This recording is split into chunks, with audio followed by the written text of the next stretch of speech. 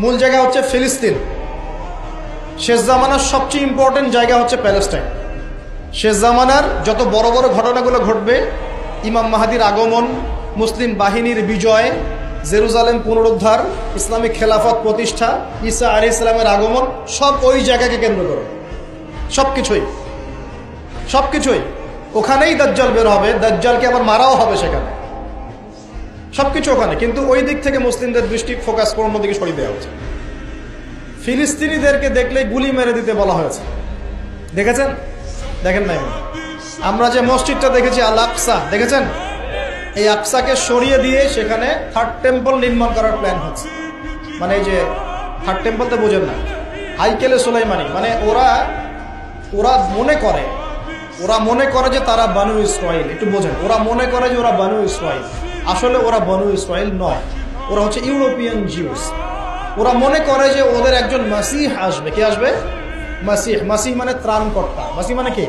ত্রাণকর্তা। যে আসলে তারা শুধু আরব না, সারা বিশ্ব তারা শাসন করবে, এমনটা তারা মনে করে। এবং ওদের ধর্মগ্রন্থে একটা আছে তালমুদ। কি নাম? তালমুদ। এই তালমুদের মধ্যে এটা লেখাও আছে যে একজন মাসিহ আসবে, যে মাসিহ আসলে তারা বিশ্ব শাসন করবে। বাস্তবতা হচ্ছে ওই মাসিহ এসেছিলেন, আসেন নাই?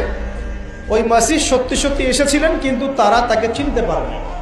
সেই মাসিহের নাম কি? নবী ঈসা আলাইহিস সালাম। আমরা বলি না মাসিহ ইবনে মারইয়াম, আমরা বলি না ঈসা আলাইহিস সালামকে আল্লাহর মাসিহ না, ত্রাণকর্তা। ঈসা আলাইহিস সালামকে তারা চিনতে ব্যর্থ হয়েছে এবং তাকে তারা হত্যারও চেষ্টা করেছে, কিন্তু আল্লাহ রাব্বুল আলামিন তাকে উঠিয়ে নিয়েছেন কোথায়? আল্লাহর কাছে। ওয়ামা ক্বাতালুহু ওয়ামা সালাবুহু, তারা তাকে হত্যাও করে নাই, ক্রুশবিদ্ধ করতে পারে নাই, বরং আল্লাহ পাক তাকে বাল রাফাআহুল্লাহু ইলাইহি, আল্লাহ পাক তাকে তার কাছে উঠিয়ে নিয়েছে। তো বিষয়টা কি দাঁড়ালো? ওরা মনে করে যে ওদের একজন মাসিহ আসবে, যেই মাসিহ আসলে পরে তারা সারা বিশ্বটাকে শাসন করবে। ঠিক আছে? কারা শাসন করবে? জিউসরা। যারা মনে করে ওরা বানু ইসরাইল, আসলে তারা বানু ইসরাইল নয়, তারা ইউরোপিয়ান জিউস। এখন ওরা চায় এই মসজিদ আকসাকে সরিয়ে দিয়ে ওখানে হাইকেলে সুলাইমানি নির্মাণ করে।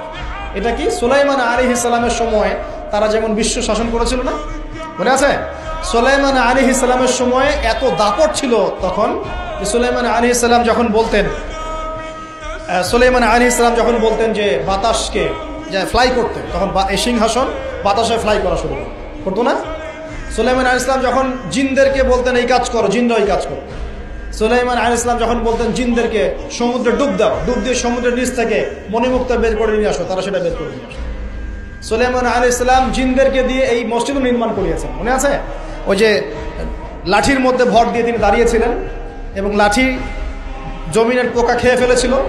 আর সুলাইমান আলাইহিস সালাম তখনই কিন্তু ইন্তেকাল করেছেন।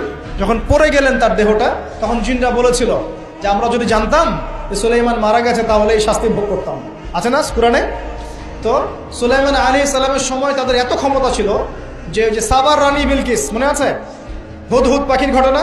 হুদহুদ পাখি এসে বলছে যে ওইখানে একটা দেখলাম সাবার রানী সূর্যকে পূজা করে।